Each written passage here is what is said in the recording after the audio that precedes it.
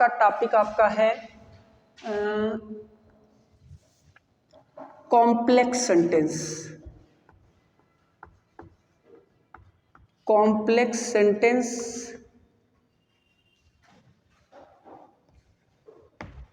Complex sentence का क्या पढ़ना है हमें? Synthesis. Synthesis of complex sentence. यहाँ समझिएगा बेटा कि कॉम्प्लेक्स सेंटेंस की सिंथेसिस में आपको दो ऐसे वाक्यों को जोड़ना है जिसमें एक सेंटेंस जो रहेगा वो एक क्लास जो रहता है वो प्रिंसिपल क्लास कहलाता है और दूसरा क्लास क्या कहलाता है? Subordinate class. दो प्रकार के क्लास को आपको जोड़ना है। कितने प्रकार के? दो प्रकार के इसमें क्लास आएंगे। एक रहेगा प्रिंसिपल क्लास, प्रिंसिपल क्लास आपका रहेगा, और दूसरा होता है आपका सबऑर्डिनेट क्लॉज। Subordinate clause. अच्छा, ये इसकी हिंदी क्या होती है? हिंदी होती है प्रधान उपवाक्य, प्रधान उपवाक्य, और दूसरे की हिंदी होती है आश्रित उपवाक्य। आश्रित उपवाक्य। प्रधान उपवाक्य और आश्रित उपवाक्य क्यों कहते हैं इसको? यहाँ देखना, प्रधान उपवाक्य का मतलब जिसका अपना पूरा अर्थ हो, जिसका अपना पूरा अर्थ हो। जब किसी सेंटेंस का, दो सेंटेंस में से एक सेंटेंस का अपना पूरा अर्थ दिया गया होगा, वो सेंटेंस क्या कहलाएगा? वो पार्ट क्या कहलाएगा? प्रिंसिपल क्लॉज कहलाएगा। दूसरा पार्ट मतलब जो अर्थ के लिए दूसरे पर निर्भर हो, दूसरे पर निर्भर हो। कहने का मतलब अपना अर्थ खुद स्पष्ट ना कर पाए, दूसरे किसी सेंटेंस के माध्यम से उसको अपना अर्थ स्पष्ट करने की जरूरत पड़े, ऐसे सेंटेंस, ऐसे उपवाक्य को हम सबऑर्डिनेट क्लॉज कहते हैं। दो प्रकार के क्लॉज आपको जोड़ने हैं। इसमें आपको कितने टाइप का नियम पढ़ना है? यहाँ पर आपको किस किस टाइप का यूज करके पढ़ना है? तीन टाइप का। पहला तो आपका नाउन क्लॉज पढ़ना है, नाउन क्लॉज का यूज करके। दूसरा पढ़ना है आपको एडजेक्टिव क्लॉज, एडजेक्टिव क्लॉज का यूज करके। और तीसरा आपको पढ़ना है adverb clause, adverb clause. Clause भी, सबऑर्डिनेट क्लॉज भी तीन टाइप के होते हैं। तीन टाइप के कौन कौन से? नाउन क्लॉज, एडजेक्टिव क्लॉज और एडवर्ब क्लॉज।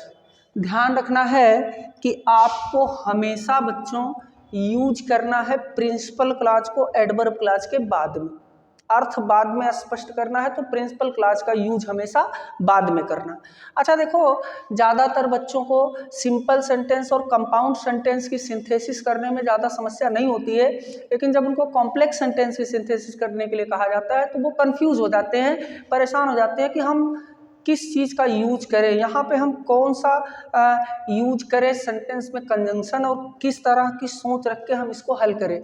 तो इसके लिए हमने इस कॉम्प्लेक्स सेंटेंस को तीन भागों में, अलग अलग भागों में डिवाइड किया और उसकी एक्सरसाइज भी हम अलग अलग करवाएंगे। और बहुत क्लियरली हम यह जानने की कोशिश करेंगे कि कहाँ पर हम किस कंजंक्शन का यूज करेंगे और कैसे, कहाँ पर हम किस नियम का यूज करेंगे। तो देखना, सबसे पहला हमारा आज शुरुआत हम करते हैं अपने नाउन क्लॉज। नाउन क्लॉज का यूज, नाउन क्लॉज का यूज करके हम कैसे दो सेंटेंस की सिंथेसिस करते हैं, दो सेंटेंस को जोड़ करके कॉम्प्लेक्स सेंटेंस बनाते हैं, इसको हम सीखते हैं। कैसे करेंगे हम? यहाँ देखना, यहाँ पर हमें कंजंक्शन कौन कौन सा यूज करना है। आपको नाउन क्लॉज का जब यूज करेंगे तो आपको करना है कंजंक्शन जितने इनडायरेक्ट नरेशन में, इनडायरेक्ट नरेशन में प्रयोग होने वाले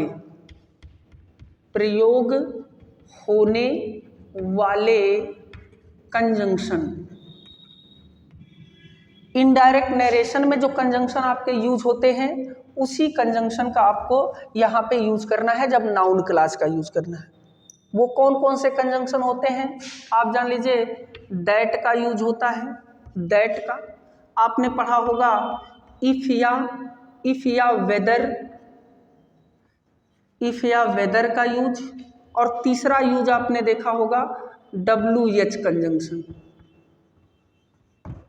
केवल आपको ये समझना है कि कहाँ पर हम किस कंजंक्शन का यूज करते हैं। अगर ये चीज आप जान ले तो आसानी से सीख सकते हैं। पहला मान लीजिए आपको हम पढ़ा रहे हैं दैट का, दैट का प्रयोग, दैट का प्रयोग कब हो रहा है यही ध्यान से समझना कि कब यूज होना है। दैट का यूज कब होगा जब दोनों सेंटेंस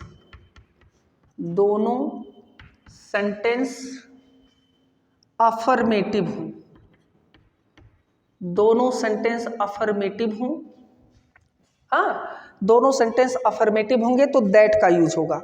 देखिएगा, मान लीजिए आपसे कह दिया जाए, ऐसे कह दिया जाए the sun rises in the east, in the east.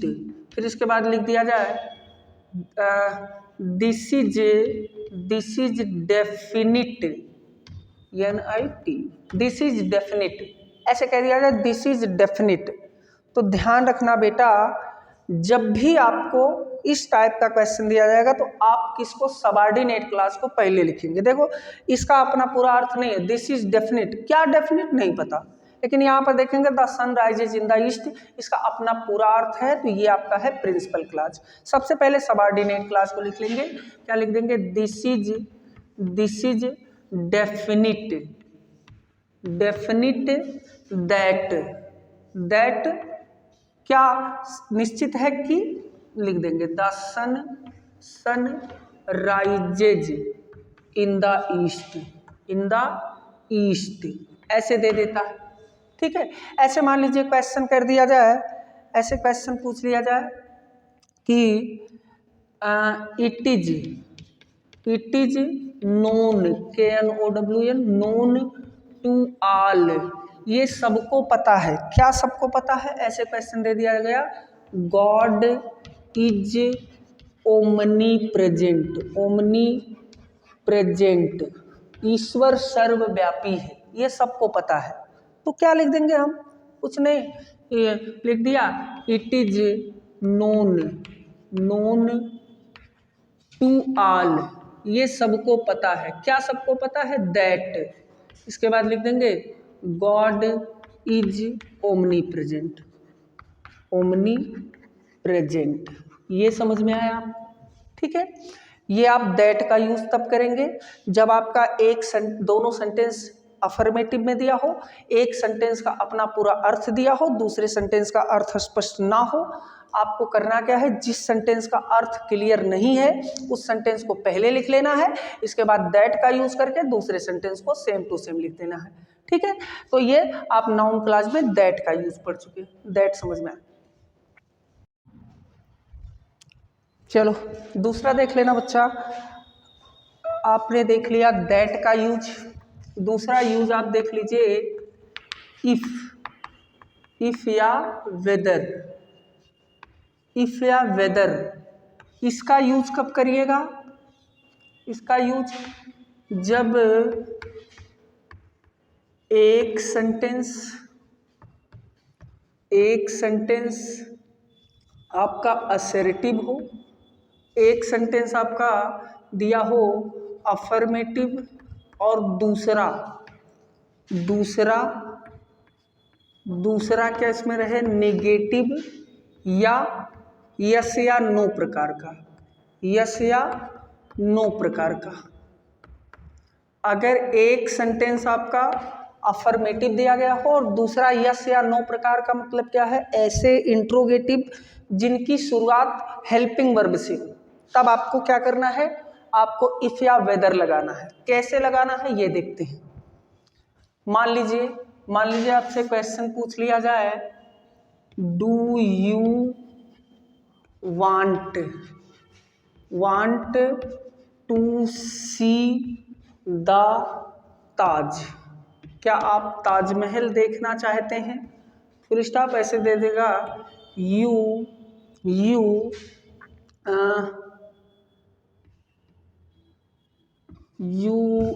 Art ऐसे कह दे, you ought to go to Agra, ऐसे दे दे, आर्ट टू या शुड दे दे, कुछ भी दे दे। तो आप दूसरे वाले सेंटेंस को पहले लिख देंगे। कैसे? जो इंट्रोगेटिव या नेगेटिव है उसको हमेशा बाद में लिखेंगे। यहाँ लिख देंगे यू आर्ट टू, फिर लिख देंगे गो टू आगरा, आपको आगरा जाना चाहिए, फिर लिख देंगे इफ। फिर देखना ध्यान से, इफ लिखने के बाद हम डू को हटाएंगे, इसके बाद इस सेंटेंस को असर्टिव बनाएंगे। If you want to see the Taj, ऐसे लिख देंगे, if you want to see the Taj. ऐसे मान लीजिए आपसे कह दे कि कभी कभी इसी में दे देता है मे या माइट, ऐसे करके दे देता है। मान लीजिए कह दिया जाए ही मे बी ए थीफ, फिर इसके बाद यहाँ पर लिख दिया आई कैन नॉट से। कभी कभी आपसे क्वेश्चन पूछ लेगा, अगर पहले सेंटेंस में मे बी ऐसे दे दे, मे बी, तब आप क्या कर देंगे, आप पहले लिख देंगे आई, निगेटिव वाले को कैन नॉट से, मैं नहीं कह सकता हूँ कि, एक बाद इफ लगाएंगे, फिर ही, और देखना मे अगर रहेगा तो इसके साथ इज एम आर का यूज, अगर यहाँ माइट होता तो was were, he is a thief, ये लिख देंगे। दोनों बातें ध्यान रखिएगा, अगर जो है एक सेंटेंस इंट्रोगेटिव में दी गई हो या एक सेंटेंस में मे बी का यूज हो, मे बी का यूज भी हो सकता है, तो ये इफ या वेदर वाला हो जाएगा। तीसरा आपका आता है कि WH कंजंक्शन। WH का प्रयोग कब होता है? अभी आप नाउन क्लास में पढ़ रहे हैं, WH का प्रयोग कब होगा? जब एक सेंटेंस में कोई WH प्रकार का वाक्य हो, मतलब जैसे दोनों वाक्यों में कोई एक वाक्य आपका WH प्रकार का दिया गया हो। जैसे मान लीजिए आपसे कह दिया जाए आई कैन नॉट से, मैं नहीं कह सकता। इसके बाद यहाँ लिख दिया जाए व्हेन डज द ट्रेन, ऐसे लिख दिया आई कैन नॉट से when does the train arrive. देखो जब भी आपका सेंटेंस WH प्रकार का दिया रहेगा तब आपको क्या कर देना है, पहले आप WH टाइप को बाद में लिखिएगा, आई कैन नॉट से, और उसके बाद देखो वही सेम कंजंक्शन लिख लेंगे व्हेन, लेकिन सेंटेंस को असर्टिव बनाना है, इस बात को याद रखिएगा। व्हेन द ट्रेन, और जब अराइव को असर्टिव में बदलेंगे तो हो जाएगा अराइव्स, ऐसे लिख लेंगे। अच्छा मान लीजिए अगर कह दिया जाए यहाँ कह दिया जाए I do not know, question पूछ लिया आई डू नॉट नो, फिर इसके बाद लिख दिया जाए वाई इज सी वीपिंग, मैं नहीं जानता वो क्यों रो रही है, यहाँ देखो वाई आ गया। तब आपको क्या कर देना है, वाई वाले को बाद ही में लिखना है, लिख देंगे आई डू नॉट नो, इसके बाद लिख देंगे वाई, इसके बाद देखो असर्टिव बनाएंगे तो सी पहले लिख दिया जाएगा, सी इज वीपिंग, ठीक है। तो इस तरह से आपने देख लिया नाउन क्लॉज, जिसमें आपको पढ़ने को मिला दैट का यूज, इफ या वेदर, और अगर कोई WH कंजंक्शन का यूज होगा। फिर से एक बार, चलो भैया आ जाओ, अपना दूसरा देख लीजिएगा। दूसरा प्रकार आपका क्या होता है, एडजेक्टिव क्लॉज। एडजेक्टिव क्लॉज का प्रयोग। अच्छा, एडजेक्टिव क्लॉज का प्रयोग करके आपको अगर दो सेंटेंस को जोड़ करके एक कॉम्प्लेक्स बनाना है तो इसके लिए आपको दो चीज़ों की ज़रूरत पड़ेगी। दो चीज़ें वो कौन कौन सी चीज़ें होंगी? पहली चीज़ तो आपको यूज करना है किसका, रिलेटिव एडजेक्टिव।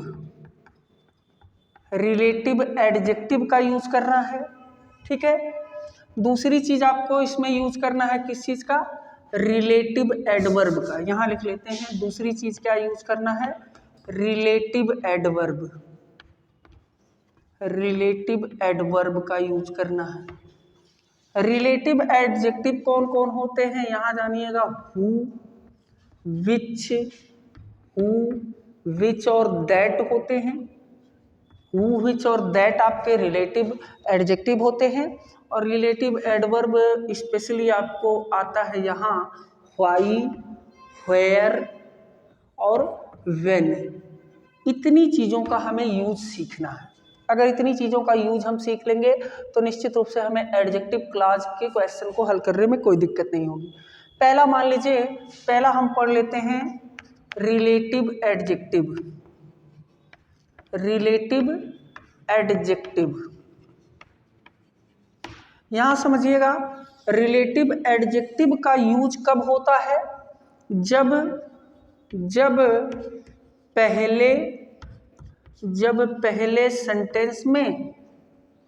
पहले सेंटेंस में कोई नाउन तथा दूसरे में उसी का प्रोनाउन, ध्यान से समझना, उसी का प्रोनाउन लिखकर विशेषता बताई जाए। समझिएगा, यहां देखिएगा, चाहे हु का यूज करना होगा, विच का यूज करना होगा या दैट का यूज करना होगा। यहाँ पे कंडीशन यही रहेगी कि पहले सेंटेंस में किसी नाउन की विशेषता बताई जाए कि नाउन वो व्यक्ति हो सकता है, वस्तु हो सकता है, जानवर हो सकता है, स्थान हो सकता है। उससे रिलेटेड आपको हु लगाना है कब, विच कब लगाना है और दैट कब लगाना है, ये सीखना है, ठीक है। सबसे पहले हम देखते हैं, यहाँ देखते हैं, हमने बता दिया कि जब एक सेंटेंस में कोई नाउन हो, दूसरे में उसी का प्रोनाउन दिया गया हो। जैसे मान लीजिए हम पहले हु का यूज सीख देते हैं, हु का प्रयोग। स्पेशली अगर हु जाने आप तो हु का यूज तब होता है जब पहले सेंटेंस में पहले में कोई व्यक्ति हो तथा दूसरे में प्रोनाउन का सब्जेक्टिव केस हो। ध्यान से समझना, जब पहले सेंटेंस में कोई व्यक्ति दिया हो, क्योंकि हु जो होता है वो केवल व्यक्तियों के लिए यूज किया जाता है। व्यक्ति का मतलब चाहे लड़की हो लड़का हो, केवल व्यक्तियों के लिए यूज किया जाता है। तो ऐसे में हु कब आएगा, जब पहले सेंटेंस में कोई व्यक्ति हो और दूसरे में उसके प्रोनाउन का सब्जेक्टिव केस दिया हो। जैसे मान लीजिए आपसे क्वेश्चन हम पूछ लें, आपसे कह दिया जाए आई मेट ए बॉय, ऐसे लिख दिया, आई मेट ए बॉय। हम लिख देते यहाँ ही वाज ब्लाइंड। यहाँ समझिएगा, यहाँ देखिएगा बॉय, मैं एक लड़के से मिला और लड़के की विशेषता प्रोनाउन के द्वारा बताइए, ही वाज ब्लाइंड, वह अंधा था। वह अंधा था मतलब कौन अंधा था, ये नाउन जो पहले में यूज किया गया है। तब आपको क्या कर देना है, यहाँ ध्यान देना, लिख देना है आई मेट ए बॉय। आप सिंपल में जोड़ते तो क्या कर देते ब्लाइंड बॉय, लेकिन यहाँ जब कॉम्प्लेक्स बनाएंगे आई मेट ए बॉय, जिसकी विशेषता बताई गई उसकी बगल में हु का यूज करेंगे, बाकी ही को हटा देंगे, ही वाज ब्लाइंड, ये ही को हटा देंगे, हु वाज ब्लाइंड, ऐसे लिख लेंगे। ऐसे मान लीजिए एक और क्वेश्चन आपसे पूछ लेता, ऐसे कह दिया था कि मान लीजिए आपसे कह देता Mohan Mohan called a girl, फिर कह दिया जाए शी वाज वेरी इंटेलिजेंट, ऐसे हम कह दे शी वाज वेरी इंटेलिजेंट। अब देखो मोहन कॉल्ड ए गर्ल और दूसरे में गर्ल की विशेषता बताई है कि शी वाज वेरी इंटेलिजेंट, तो यहाँ क्या लिख देंगे मोहन कॉल्ड ए गर्ल, फिर यहाँ लिख देंगे हु वाज वेरी इंटेलिजेंट। यहाँ समझिएगा बेटा, कभी कभी आपको कंफ्यूज करने के लिए देखो हु के 3 केस होते हैं। हु तो आपका सब्जेक्टिव केस है, इसका 2 केस और पूछा जाता है, ऑब्जेक्टिव केस और उसका पॉजेसिव केस। तो हु का सब्जेक्टिव तो हु होता है, लेकिन इसका ऑब्जेक्टिव केस होता हुम और पॉजेसिव केस होता है इसका हुज। तो आइए इसका और केस भी हम देख लेते हैं, इसके ऑब्जेक्टिव और पॉजेसिव केस भी समझ लेते हैं। यहाँ मान लीजिए हम यहाँ मिटा दें इसको और इसके बाद यहाँ पर देख लें, यहाँ अगर हम देखें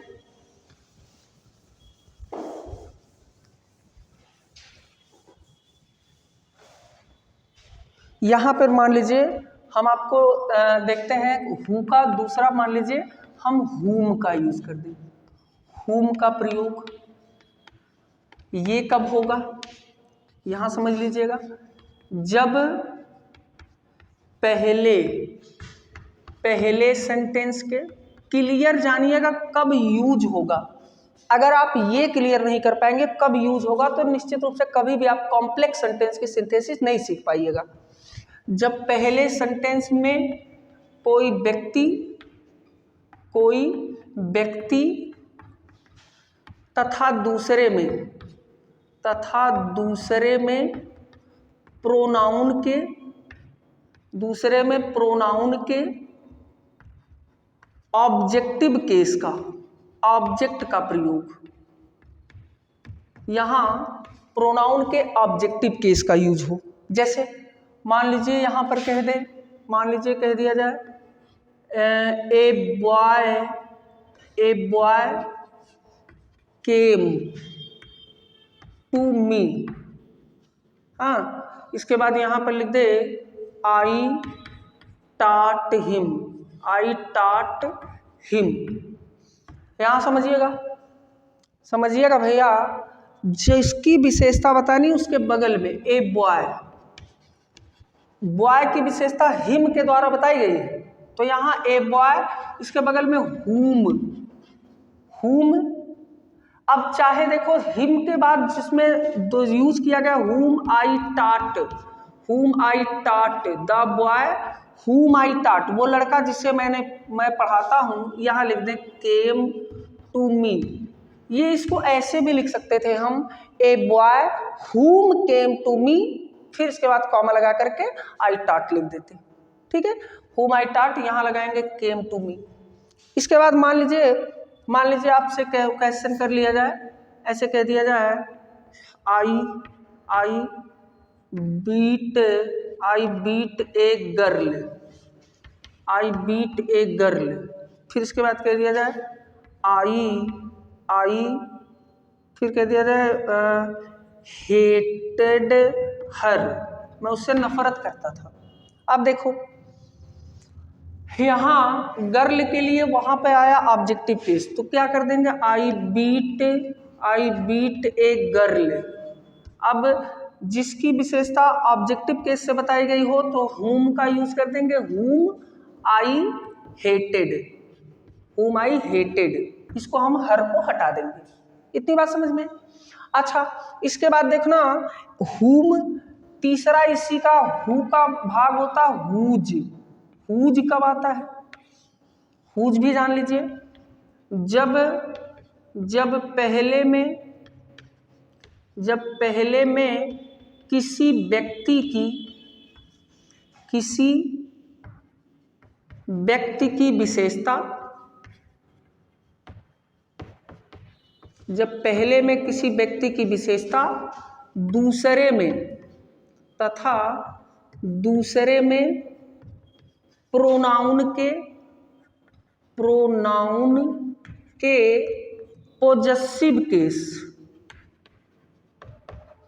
पॉजेसिव केस का प्रयोग। ध्यान से समझना, पहले सेंटेंस में किसी व्यक्ति की विशेषता बताएगा और दूसरे सेंटेंस में प्रोनाउन के पॉजेसिव केस का यूज दे। जैसे मान लीजिए कह दिया जाए I met a woman, I met a woman, फिर कह दिया जाए her husband was dead, her husband was dead. ध्यान समझना, यहाँ वुमेन के लिए प्रोनाउन का पॉजेसिव केस दिया हर, तब आपको क्या कर देना है, I met a woman, I met a woman, फिर इसके बाद यहाँ हर आया है तो यहाँ लिख देंगे हुज हस्बैंड वाज डेड। ठीक है, ऐसे हम क्या कर देंगे, जब ऑब्जेक्टिव सब्जेक्टिव केस रहेगा प्रोनाउन का तो हु का यूज करना है, जब कहीं पर आपका प्रोनाउन पहले में किसी नाउन की विशेषता और दूसरे में प्रोनाउन का उसी के लिए ऑब्जेक्टिव केस आएगा तो हुम का यूज कर देना है, और जब यहाँ किसी नाउन की विशेषता और दूसरे में पॉजेसिव केस का यूज होगा तो क्या कर देना है, आपको यूज कर देना है हुज का। ये तीनों बातें अगर समझ में आई तो अगला आप जान लीजिए, हु के बाद हमने देखा था किसका यूज, विच का। हु के बाद आप देख लीजिए विच का कहाँ पे यूज करते हैं।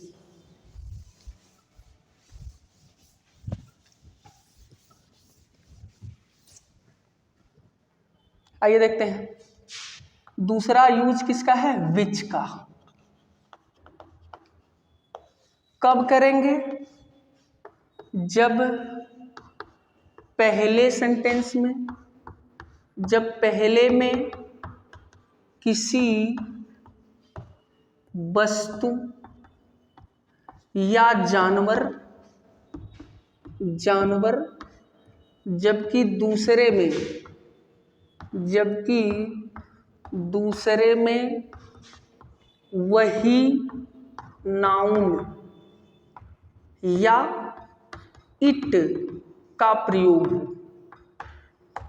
यहां समझिएगा, जब हम पहले सेंटेंस में किसी वस्तु या जानवर का वर्णन करें और दूसरे सेंटेंस में उसके लिए प्रोनाउन इट का यूज हो या सेम वस्तु का वर्णन किया, जैसे मान लीजिए हमने कह दिया आई बाट ए वॉच, फिर लिख दिया इट इज कॉस्टली, ऐसे क्वेश्चन पूछ लिया गया। अब देखो वॉच के लिए इट आया, क्या यूज कर देंगे, आई बाट ए वॉच, फिर यहाँ लिख देंगे विच, कुछ नहीं, इट को हटाएंगे, इज कॉस्टली, बस ये हो गया। ठीक है, जैसे एक बार क्वेश्चन पूछा, ऐसे पूछ लिया this highway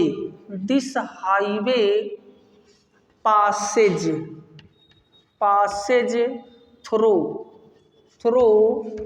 Agra Mathura and Kanpur, फिर इसके बाद यहाँ दूसरा सेंटेंस दिया था it is known as the NH22, इसे नेशनल हाईवे नंबर 22 कहा जाता है। अब देखो करना क्या है, इट इसके लिए किसके लिए आया, हाईवे के लिए आया, इसी को पकड़ लो बस। यहाँ कह देंगे दिस हाईवे, फिर इसके बाद क्या लिख देंगे, विच, जिसकी विशेषता बतानी उसके बगल में विच, फिर उतार देंगे passes, which passes through, through Agra, Agra Mathura and Kanpur, Kanpur, फिर इसके बाद कामा लगाएंगे, is known, is known as the NH22। बात समझ में आई। ऐसे हम कोई भी क्वेश्चन, अगर मान लीजिए यहाँ पे एक बार पूछ लिया गया, यहाँ लिख दिया गया आई सा ए डॉग, चलो आई सा ए डॉग, फिर यहाँ कह दिया जाए it was laying, it was laying on the road, on the road, ऐसे क्वेश्चन दे दिया, तब आपको क्या कर देना है, कुछ करना नहीं, आई सा ए डॉग, आई सा ए डॉग, फिर विच लगा देंगे, विच इट को हटाएंगे, was laying, which was laying on the road, ये हो गया आपका। इस तरह से ये आपका हुआ हु का, हु में आपने देख लिया हु, हुम और हुज और विच का यूज। अब इसके बाद आपको अगला सीखना है, इसी में एडजेक्टिव क्लॉज का यूज करके आपको सीखना है सिंथेसिस, लेकिन किसका यूज करके, अभी हमने देख लिया ये तो रिलेटिव एडजेक्टिव देख लिया, अब आपको इसके आगे समझना है रिलेटिव एडवर्ब। एडजेक्टिव क्लॉज में ही दूसरा आपका जो हमने टॉपिक बताया रिलेटिव एडवर्ब, रिलेटिव एडवर्ब। और रिलेटिव एडवर्ब कौन कौन होते हैं, आपका व्हाई होता है, व्हेन होता है और व्हेयर होता है। अब इसमें इन तीनों का यूज हम सीख लें। पहला यूज हम सीख लें व्हाई का। व्हाई का यूज कब होगा, कब होता है, जब एक सेंटेंस में कोई कार्य तथा दूसरे में रीजन, REASON, रीजन शब्द का प्रयोग। ये कीवर्ड समझिएगा, यहाँ पर कीवर्ड देखने को मिलेगा क्या, रीजन। एक रीजन शब्द जब मिल जाएगा तब आप व्हाई का यूज करिएगा। जैसे मान लीजिए आपसे क्वेश्चन पूछ लिया जाए, ऐसे कह दिया जाए शी इज एब्सेंट, एब्सेंट, फिर इसके बाद लिख दिया जाए यहाँ नोबडी नोज, फिर लिख दे द रीजन, ऐसे रीजन वर्ड का ही यूज दे दे।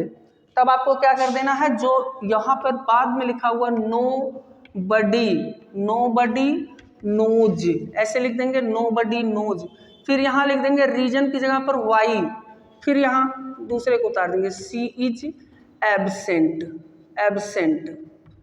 ठीक है, ऐसे करके दे देता है। ऐसे कभी कभी दे देता है, एक क्वेश्चन पूछ लिया गया I don't know the reason, ऐसे पहले दे दिया I don't know the reason, फिर यहाँ लिख दिया शी इज वीपिंग। अब बताओ, जिसमें रीजन शब्द दिया उसको पहले लिख दो, क्या लिख दो, आई डोंट नो, फिर लिख देंगे व्हाई, क्या, शी इज वीपिंग, ये हो गया। इसके बाद मान लीजिए आपको व्हेन का यूज करने को कह दिया जाए। व्हेन का कब यूज करेंगे, जब पहले में कार्य तथा दूसरे में, एकदम क्लियर, दूसरे में टाइम शब्द का प्रयोग हो। ऐसे आपका एक सेंटेंस में कोई कार्य दिया जाएगा, दूसरे में साफ साफ टाइम शब्द का यूज कर दिया जाएगा। जैसे मान लीजिए कह दिया जाए माई father will come, my father will come from Mumbai, my father will come from Mumbai. फिर लिख दिया जाए आई डोंट नो द टाइम, मुझे समय नहीं मालूम, मेरे पिताजी मुंबई जाएंगे, मुझे समय नहीं मालूम। अब देखो जिसमें टाइम शब्द का यूज है उसको पहले लिखना है, लिख देना आई डोंट नो, फिर इसके बाद यहाँ लिख देंगे व्हेन दूसरे वाले को उतार देंगे, when my father will go to Mumbai, ठीक है। ऐसे मान लो कह दिया जाए, हम कह दें कि nobody knows the time। एक बाद यहाँ लिख दिया जाए द ट्रेन arrives, फिर क्या लिख देंगे वही nobody knows,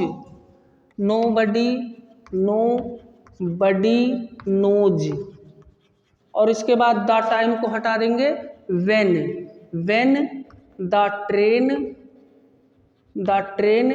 arrives। ये कहने का मतलब व्हाई कब लगाएंगे, जब पहले सेंटेंस में रीजन शब्द दिख जाएगा, और व्हेन कब लगाएंगे, जब पहले सेंटेंस में आपको कहीं पर दिख जाएगा टाइम शब्द। हाँ, पहले में नहीं, दोनों सेंटेंस में कहीं पर टाइम शब्द दिख जाए तो आप लगा देंगे व्हेन, और व्हाई कब लगाएंगे, जब रीजन शब्द दिख जाए। तो इतनी बात अगर समझ में आई तो एक चीज़ और जान लीजिएगा, किसका यूज, व्हेयर का, रिलेटिव एडवर्ब व्हेयर का कहाँ पे यूज होता है ये समझ लीजिए बस, ठीक है। यहाँ देखिएगा बेटा, तीसरा आपको सीखना है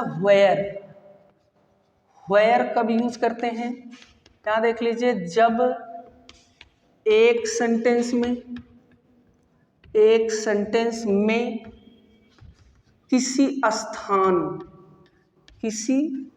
स्थान का वर्णन दूसरे में हियर या देयर ऐसे दिया जाए। एक सेंटेंस में स्थान का वर्णन हो और दूसरे में हियर या देयर दिया गया हो। जैसे मान लीजिए कह दिया जाए कि दिस इज अयोध्या, ऐसे दिस इज अयोध्या। फिर इसके बाद लिख दिया जाए Lord Ram was born here, ठीक है। तो जिसमें हियर वर्ड का यूज किया गया है उसको हम पहले लिखेंगे। हाँ, पहले देखो, पहले लिख लिया दिस इज अयोध्या, स्थान वाला लिख लिया अयोध्या। फिर इसके बाद व्हेयर, अयोध्या की विशेषता क्या है, where Lord Ram was born. ऐसा मान लीजिए कह दिया जाए, ऐसे कह दिया जाए I went to a school, मैं एक स्कूल में गया। फिर इसके बाद यहाँ लिख दिया जाए आई वाज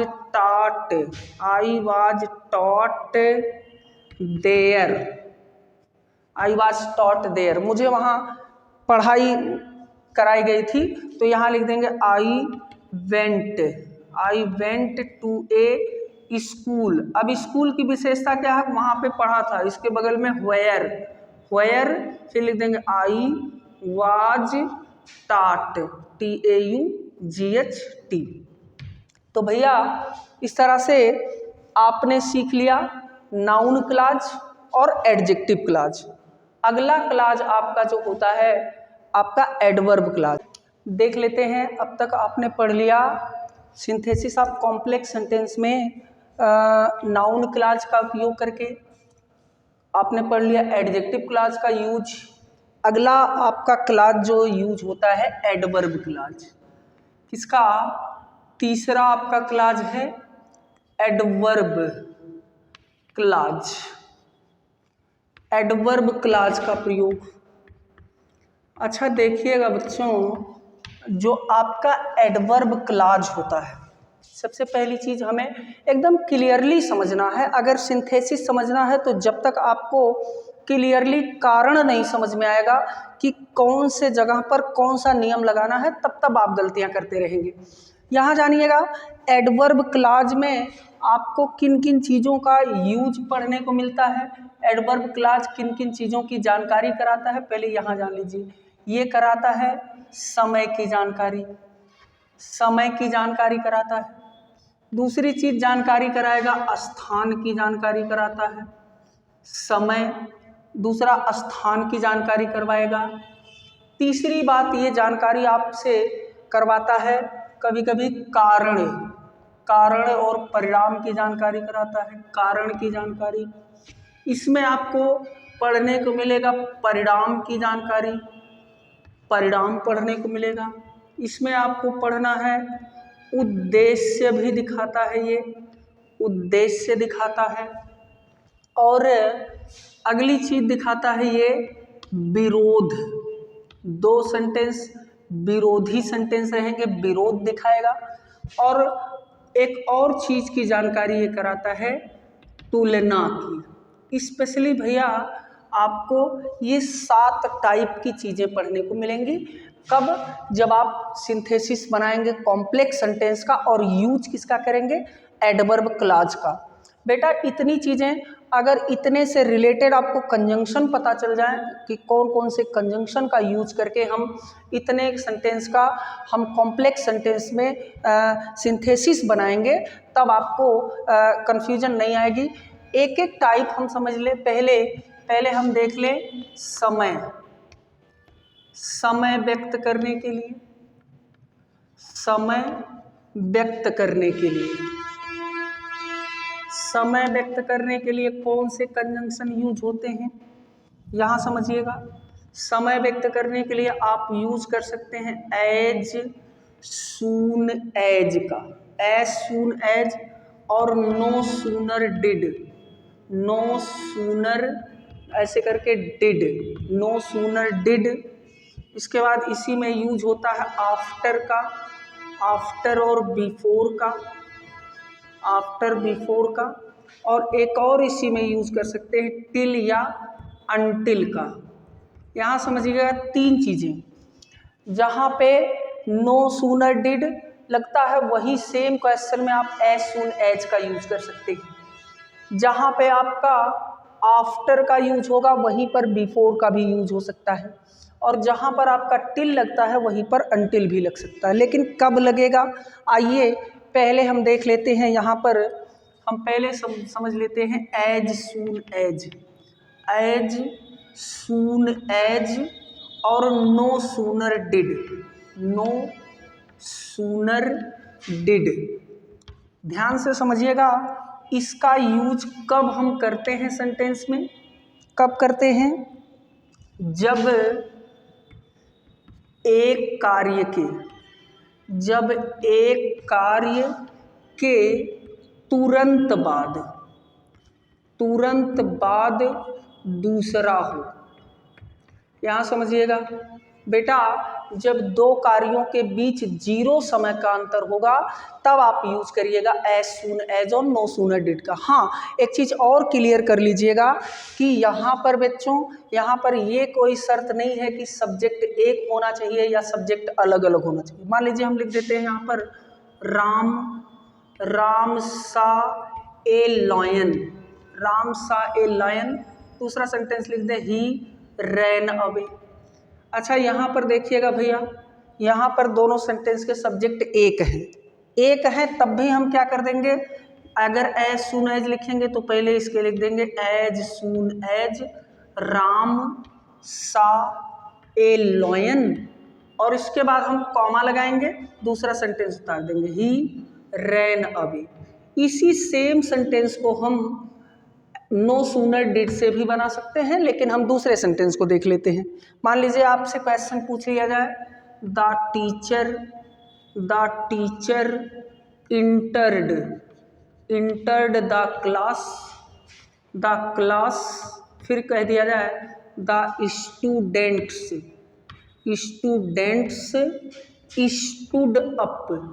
स्टूड अप। देखिएगा दोनों सेंटेंस के सब्जेक्ट अलग अलग है, यहाँ टीचर है, यहाँ स्टूडेंट्स है, लेकिन हमें करना क्या है, वही कर देना है। अगर हमें नो सूनर डिड का यूज करना है कहीं भी बेटा, तो आप ध्यान रखिएगा इतनी चीज़ों का। पहली चीज़ तो सेंटेंस की शुरुआत में लिख देंगे नो सूनर डिड, इसके बाद सब्जेक्ट लिख लेंगे द टीचर। लेकिन ध्यान रखिएगा जब यहाँ पर आप डिड का यूज कर देंगे तो डिड आप पास्ट इंडेफिनिट में यूज करते हैं, और आपने पहले भी पढ़ा होगा कि पास्ट इंडेफिनिट टेंस में जब डिड का यूज कर देते हैं तो मेन वर्ब की फर्स्ट फॉर्म का यूज हो जाता है। यहाँ पर हो जाएगा इंटर द क्लास। लेकिन दूसरी बात, अब तक आपने एज सून एज जब लिखा था तो यहाँ कॉमा लगाया था, लेकिन जब नो सूनर डिड लगाएंगे तो यहाँ देन लिख देंगे, दूसरा सेंटेंस डाल लेंगे ही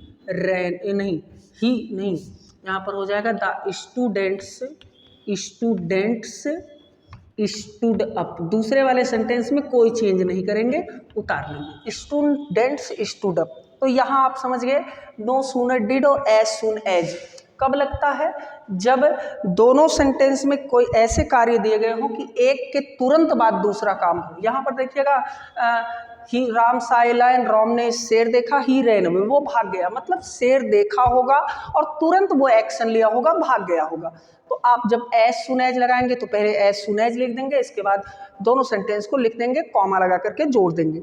लेकिन अगर आप नो सूनर डिड का यूज करेंगे तो पहले नो सूनर डिड लिखेंगे, इसके बाद जो कार्य पहले हुआ उसको लिखेंगे, लेकिन वर्ब की आप फर्स्ट फॉर्म का यूज करते हुए दोनों सेंटेंस को जोड़ेंगे देन से। अगर इतनी बात समझ में आई तो आगे देखते हैं हम कब लगाते हैं आफ्टर और बिफोर। यहाँ पर देख लीजिएगा समय से रिलेटेड ये आपके कंजंक्शन हुए। पहला आपने देख लिया नो सूनर डिड और एज सून एज। अब दूसरा कंजंक्शन आप देख लीजिएगा कब यूज होता है आफ्टर का और कब बिफोर का। यहाँ देखिएगा दूसरा यूज आफ्टर तथा बिफोर, इनका यूज कब होगा भैया, इनका यूज कब होता है, जब एक कार्य के समाप्त होने पर दूसरा प्रारंभ हो। क्लियर समझिएगा, प्रारंभ हो, एक कार्य समाप्त हो जाए तब दूसरा प्रारंभ हो। अगर इसको मेक इट मोर क्लियर तो हम यहाँ लिख सकते हैं जब एक सेंटेंस पास्ट इंडिफिनिट और तथा दूसरा पास्ट परफेक्ट, ऐसे क्लियर दिया रहेगा। एक सेंटेंस पास्ट इंडिफिनिट में, दूसरा दिया रहेगा पास्ट परफेक्ट में। तब आपको क्या करना, जैसे मान लीजिए आपसे क्वेश्चन पूछ लिया जाए, ऐसे कह दिया जाए द डॉक्टर केम और लिख दें द पेशेंट हैड डाइड। अब देखिएगा भैया यहाँ पर दिया है doctor came, patient had died, पहला सेंटेंस पास्ट इंडिफिनिट में, दूसरा पास्ट परफेक्ट में।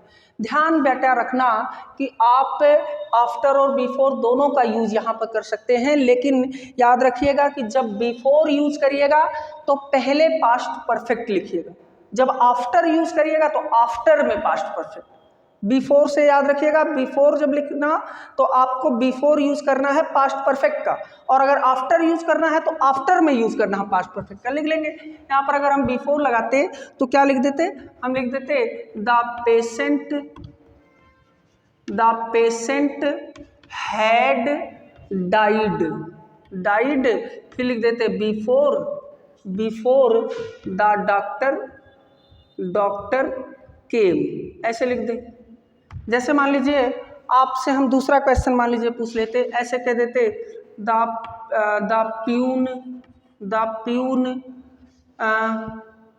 ऐसे कहते had, peon had closed the gate, अगर लिख देते। फिर इसके बाद कह देते आई रीच्ड स्कूल। चलो यहाँ देखिएगा, पहला सेंटेंस पास्ट परफेक्ट में लिखा हुआ, दूसरा पास्ट सिंपल। हम क्या कर देंगे, अगर हम मान लीजिए हमें यूज करना है आफ्टर का, तो बाद में यूज कर देंगे पास्ट परफेक्ट का, तो लिख देंगे आई रीच्ड स्कूल, स्कूल। इसके बाद देखो आफ्टर, जब आफ्टर लिखेंगे तो बाद में past perfect, the peon had closed the क्या गेट, क्लोज द गेट। तो इस तरह से आप आफ्टर और बिफोर। अच्छा अगला समझिएगा भैया, अगला याद रखिएगा क्या पूछता है, तीसरा यूज टिल और अनटिल। टिल देता है या अनटिल, यहाँ क्या करना है, यहाँ पे क्या समझना है भैया, यहाँ कंडीशन ये है कि जब एक कार्य के पूरा होने तक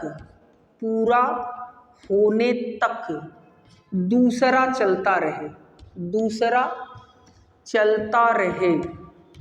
भैया जब एक कार्य के पूरा होने तक दूसरा काम चलता रहे, और अगर इसको क्लियर करें तो मान लीजिए यहाँ पर देता है ना, जब एक सेंटेंस में टिल या अनटिल दिया हो, टिल या अनटिल दिया हो। अब बताइए इससे ज़्यादा क्लियर क्या करेंगे, जैसे मान लीजिए आपसे कह दिया जाए, ऐसे कह दिया जाए the crowd beat the thief. फिर इसके बाद यहाँ लिख दिया जाए दे बीट हिम टिल दे दिया जाता है। इसके बाद यहाँ लिख दिया हिज डेथ। लेकिन यहाँ बेटा समझना क्या है, आपको जोड़ना तो है, पहले आपको लिख देना है the crowd beat the thief. जब लगाना बेटा टिल या अनटिल, तो टिल तो लगा लिया हमने, इसके बाद ध्यान क्या रखना है, यहाँ टिल या अनटिल के बाद जो आपका प्रोनाउन का पॉजेसिव केस दिया गया है उसको सब्जेक्टिव में बदलेंगे, ही लिख देंगे। इसके बाद जो यहाँ नाउन दिया है उसको हम वर्ब की सेकेंड फॉर्म में डेड, डाई डेड। इसके बाद अब यहाँ पर देखना, अगला मान लीजिए आपसे क्वेश्चन ऐसे कह दिया जाए, एक क्वेश्चन और पूछा गया, मान लीजिए कह दिया आई वेटेड माई फादर। फिर इसके बाद यहाँ लिख दिया I waited till his arrival, ऐसे क्वेश्चन दिया। तब देखो अराइवल का आप वर्ब बनाएंगे तो अराइव हो जाएगा और उसका सेकेंड फॉर्म अराइव्ड। यहाँ लिख देंगे आई वेटेड माई फादर, फिर लिख देंगे टिल, फिर ही लिख दिया, अराइव का सेकेंड फॉर्म अराइव्ड। तो मेरे ख्याल से भैया आपको ये समय बताने वाले जो कंजंक्शन है एडवर्ब क्लॉज से रिलेटेड, एज सून एज और no sooner did, after before और टिल अनटिल, तीनों आपके समझ में आए होंगे। एक बार अगर फिर से रिमाइंड करना चाहें तो आप कर सकते हैं कि जो एज सून एज और नो सूनर डिड होता है उसका यूज तब होता है जब दोनों सेंटेंस में किए गए जो कार्य हो उनके बीच 0 समय का अंतर हो। कहने का मतलब यह है कि दोनों कार्य एक साथ होते हो, तब आपको यूज करना है एज सून एज या नो सूनर डिड का। अगर आपका कोई सेंटेंस इस तरह का दिया हो कि एक कार्य पूरी तरह से जब समाप्त हो जाए तब दूसरा कार्य प्रारंभ हो, या आप क्लियरली देख लीजिए जब एक सेंटेंस पास्ट इंडेफिनिट में दिया हो दूसरा पास्ट परफेक्ट में दिया हो तब यूज कर देना है आफ्टर और बिफोर का। और जब दोनों सेंटेंस में किसी एक सेंटेंस में टिल या अनटिल दिया गया हो, यानी कि काम इस तरह से हो कि एक काम पूरा होने तक दूसरा काम चलता रहे, तब आपको यूज कर देना है टिल या अनटिल का। तो ये 3 कंजंक्शन हुए आपके समय का परिचय कराने वाले। आइए अब देखते हैं अगला आपका जो स्थान बताते हैं, स्थान बताने वाले कौन कौन से कंजंक्शन होते हैं, यहां समझिएगा। देखिएगा, दूसरा टाइप आपका होता है स्थान। स्थान व्यक्त करने के लिए,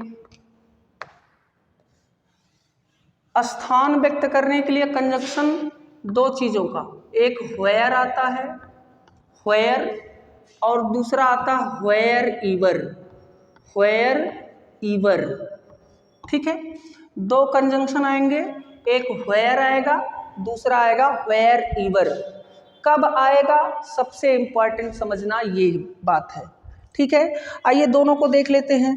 पहला देखते हैं व्हेयर। व्हेयर कब आता है भैया, व्हेयर तब आएगा जब एक सेंटेंस में ए प्लेस, सम प्लेस या एनी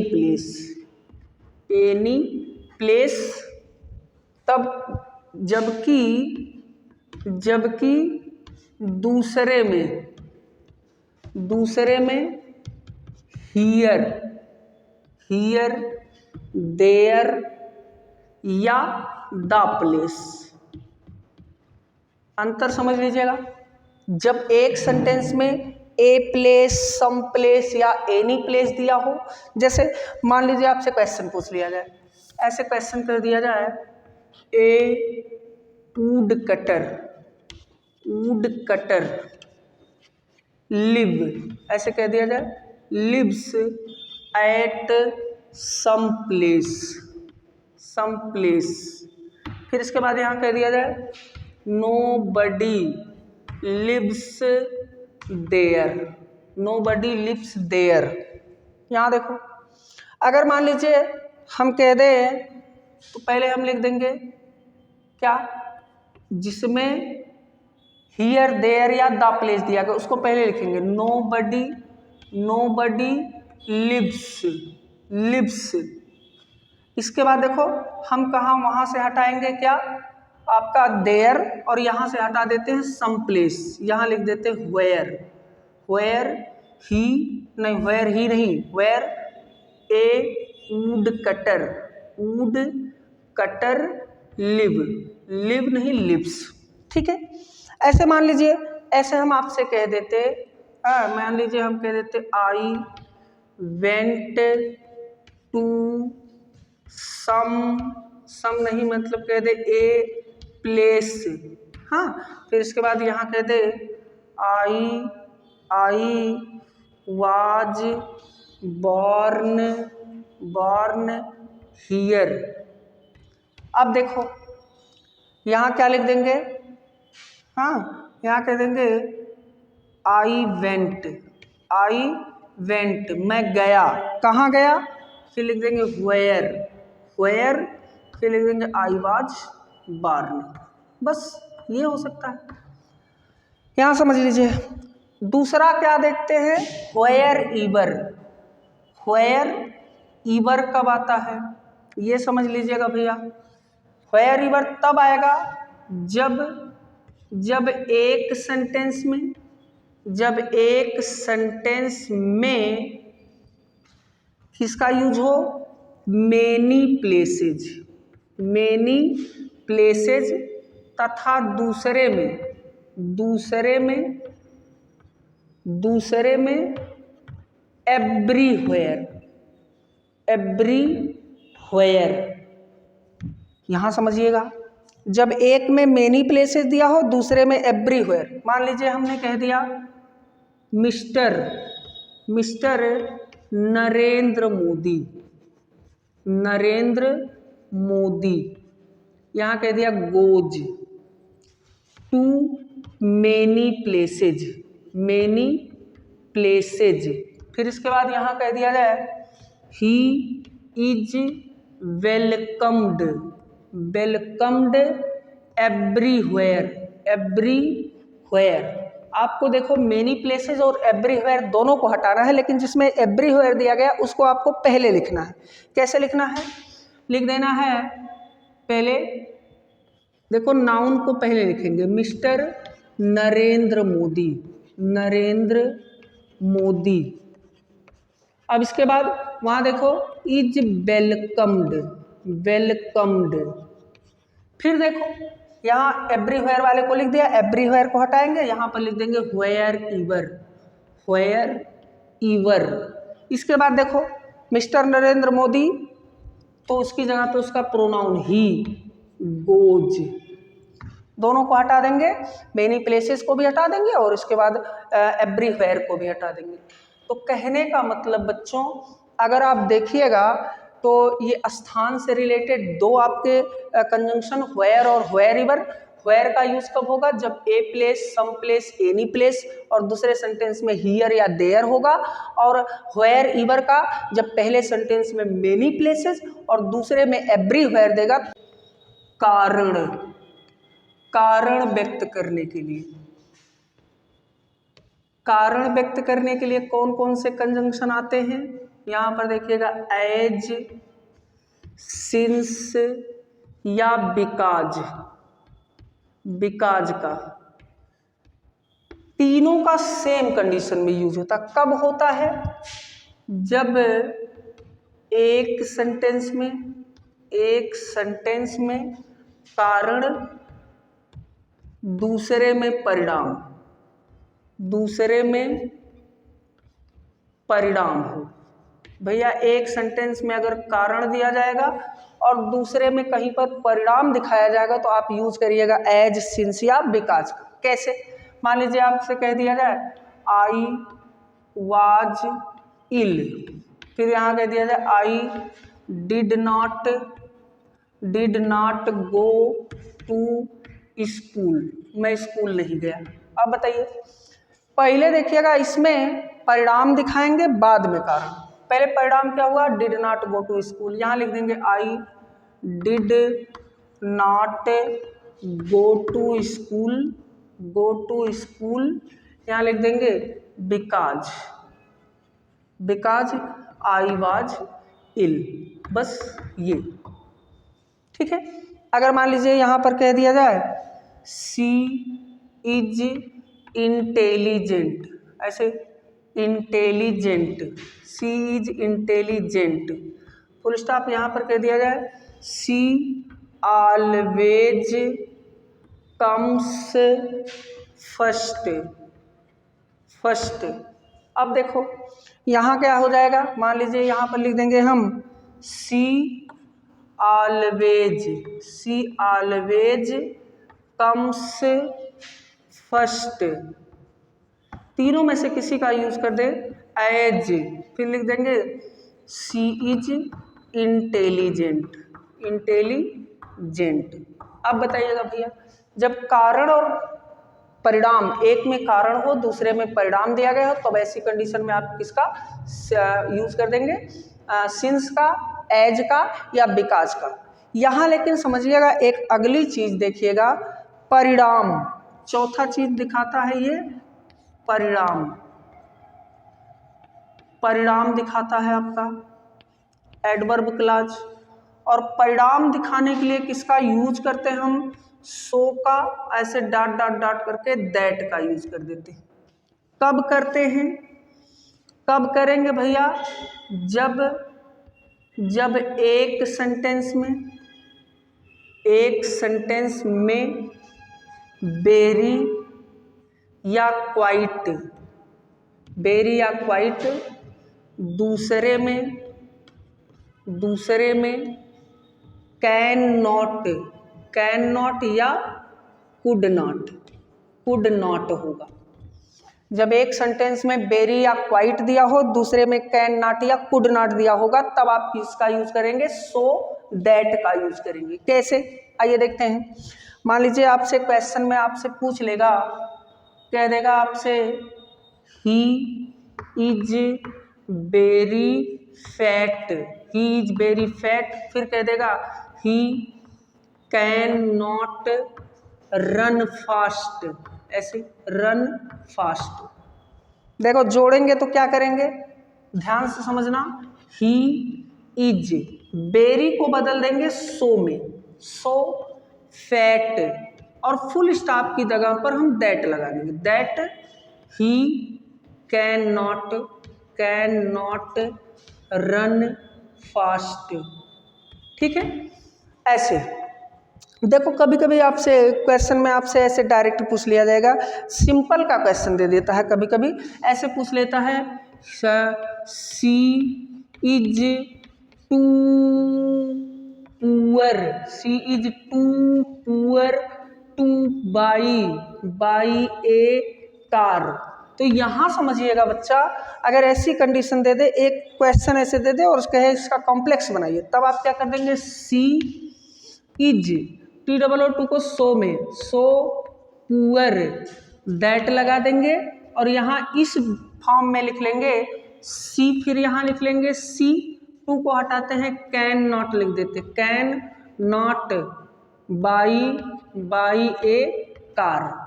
तो कभी कभी ऐसी कंडीशन दे देगा, लेकिन आप ध्यान दीजिएगा, बेरी को सो में बदलिएगा और कैन नॉट कुड नॉट ऐसे लिख दीजिएगा और फुल स्टॉप की जगह पर आप दैट लगा दीजिएगा। तो ये आपके 4 टाइप के समाप्त हुए। समय से दिखाने वाले, समय से आपने समय में देख लिया, as soon as, no sooner did, after, before, till और अनटिल। आपने स्थान में देख लिया वेयर और वेयर इवर। कारण आपका यहाँ पर लिखा हुआ एज, सिंस या बिकॉज। और चौथी चीज आपने देख लिया परिणाम। आगे इसके बाद समझ लेते हैं हम अगला चीज,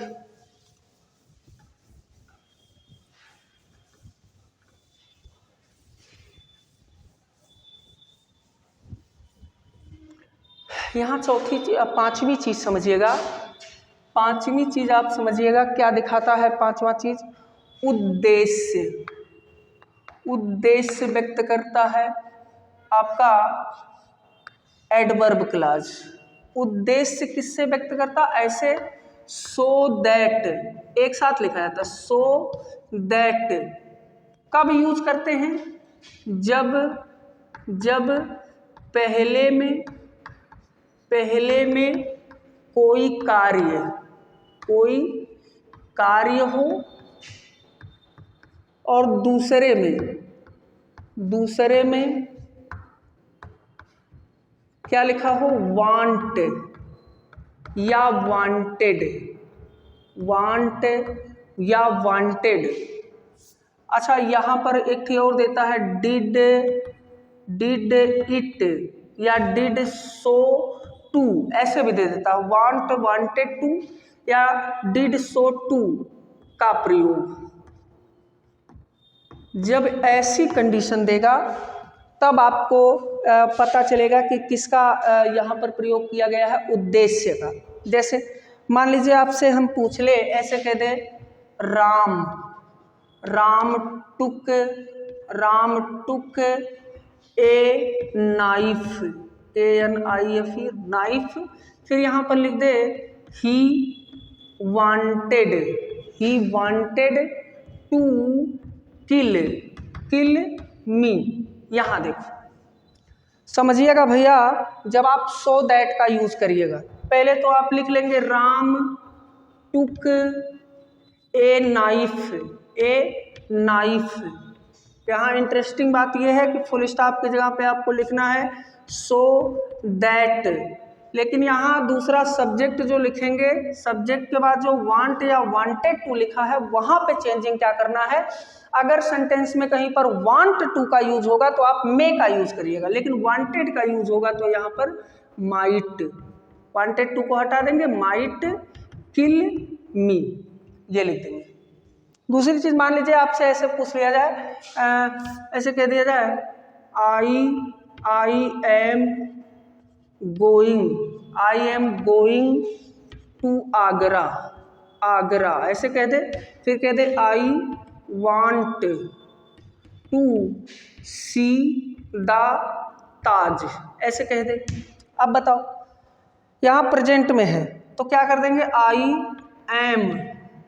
M going to Agra, Agra. इसके बाद यहाँ लिख देंगे सो दैट, फिर आई लिख दिया, वांट टू यानी प्रेजेंट में है तो आप यहाँ पर लिख देंगे मे सी द ताज। ये समझ लीजिए, पांचवा चीज आपका उद्देश्य दिखाता है। अगली चीज समझिएगा, छठी चीज क्या दिखाता है ये एडवर्ब क्लॉज, ये दिखाता है भैया विरोध। और विरोध व्यक्त करने के लिए जो कंजंक्शन यूज हम करते हैं या तो अल्दो या दो, THOUGH, दो, और इसके बाद हम जोड़ते हैं इसको यट से। और कब यूज होता है इसका, जब दो विपरीत अर्थ वाले सेंटेंस हों।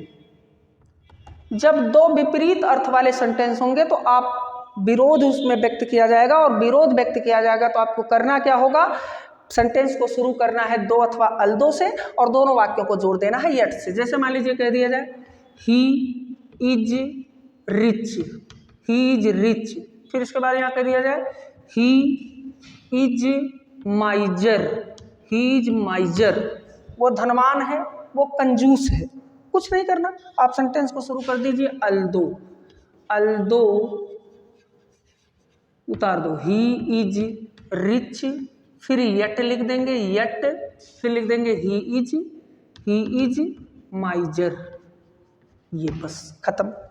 ऐसे मान लीजिए आपसे क्वेश्चन हमने पूछ लिया सी वर्कड हार्ड, फिर लिख दिया she failed in the exam. अब बताइए, कठिन परिश्रम किया, परीक्षा में फेल हो गई, विपरीत अर्थ है तो क्या कर देंगे, दो, THOUGH, चाहे दो लिख दें चाहे अल्दो, दो सी वर्कड हार्ड। इसके बाद हम लिख देंगे यट, फिर लिख दिया she failed in the exam. Adverb clause में तुलना व्यक्त करने के लिए किसका यूज आप कर सकते हैं। एक तो देन यूज होता है, दूसरा आपका एज एज यूज होता है, और तीसरा आपका सो और ऐसे करके एज। इन तीनों का यूज आपको सीखना है। तो यहाँ पहले जान लीजिए देन का कब करते हैं, तीनों का अंतर जान लीजिए। देन का कब करना है, एज का कब करना है, और किसका, सो एज का, ऐसे डॉट। पहले तो ये जान लीजिए, यहाँ देखिएगा देन का यूज कब होगा, जब एक सेंटेंस में किसी की विशेषता बताई जाए तथा दूसरे में मोर या लेस का प्रयोग। ये समझ लीजिए, एक सेंटेंस में किसी की विशेषता बताई जाएगी और दूसरे में मोर या लेस का प्रयोग किया जाएगा। और दूसरी चीज जान लीजिए, एज सुन एज कब आएगा, जब एक सेंटेंस में विशेषता दूसरे में आल्सो या इक्वली का प्रयोग ऐसे दिया गया होता है, का प्रयोग होगा। और यहाँ देखिएगा सो एज, जब एक सेंटेंस में विशेषता और दूसरे में चाहे नॉट सो दे या नॉट मच दे, इसका यूज। इन तीनों को अगर आप समझ गए, देन का कब करना है, जब मान लीजिए यहां पर दे दिया जाए सोहन इज वाइज, और फिर दूसरा सेंटेंस लिख दे मोहन इज मोर वाइज। आप इसको कंपैरेटिव डिग्री बना सकते हैं। कैसे बनाएंगे? जिसमें मोर का यूज है उसको पहले ले आएंगे, मोहन इज। अब वाइज का कंपैरेटिव होता है वाइजर, देन यहां लगा दीजिए और सब्जेक्ट को ऑब्जेक्ट बना दीजिए सोहन। ऐसे कोई भी क्वेश्चन हो जाए, मान लीजिए कह दिया जाए Sita is intelligent, Gita is more intelligent, लिख देंगे Gita is more intelligent than Sita. ऐसे यहां पर देखिएगा, एक में मान लीजिए यहां पर कह दिया जाए सीता इज ब्यूटीफुल, ऐसे दे दिया जाए। फिर यहां दे दिया हमने गीता इज इक्वली, फिर यहां ब्यूटीफुल लिख दे, ब्यूटीफुल। अब देखना भैया, जब इक्वली का यूज जहां पे रहेगा, दोनों में से किसी को भी सब्जेक्ट बना लेंगे। यहां पर मान लीजिए हमने लिख दिया गीता इज, फिर लिख दिया एज ब्यूटीफुल, यानी एडजेक्टिव को एज के बीच लिख देंगे, ब्यूटीफुल एज, फिर इसके बाद सब्जेक्ट को ऑब्जेक्ट बना देंगे सीता। ऐसे यहां देखिएगा कैसा क्वेश्चन रहेगा। यहां आपसे मान लीजिए ऐसे क्वेश्चन पूछ लिया जाए, मोहन इज इंटेलिजेंट, और दूसरा क्वेश्चन पूछ लिया गया सोहन इज नॉट, फिर यहां पर दे दिया जाए मच इंटेलिजेंट, चाहे मच दे चाहे सो दे, आपको दूसरे वाले को जिसमें नॉट का यूज है उसको पहले लिखना है। तो क्या लिख देना है, सोहन इज नॉट, और मच चाहे दिया हो चाहे सो दिया हो, यूज करना है सो इंटेलिजेंट, फिर एज का यूज करके लिख देना है ऑब्जेक्ट को सब्जेक्ट बनाकर मोहन। तो इस तरह से आपने देख लिया तुलना में तीन चीजों का यूज होता है, देन का, एज का और सो एज का। कब होता है ये आपने जान लिया। इतने टाइप के अगर आप नियमों का ध्यान रखेंगे तो मेरे ख्याल से आपको कॉम्प्लेक्स सेंटेंस समझने में, जिसमें तीन प्रकार के क्लाज आते हैं, नाउन क्लाज, एडजेक्टिव क्लाज और एडवर्ब क्लाज। एडवर्ब क्लाज आपको थोड़ा सा लेंदी इसलिए लगेगा क्योंकि इसमें ज़्यादा कंजंक्शन का यूज करना है, इसलिए हमने इसको टाइप में कैटेगराइज कर लिया कि कौन कौन से टाइप में क्वेश्चन पूछता है। समय बताने के लिए, स्थान बताने के लिए, कारण, परिणाम, उद्देश्य, विरोध और तुलना व्यक्त करने के लिए हमने अलग अलग कंजंक्शन सीख लिए। अगर इतना हम सीख लेंगे तो मेरे ख्याल से क्वेश्चन करने में कोई दिक्कत नहीं होगी।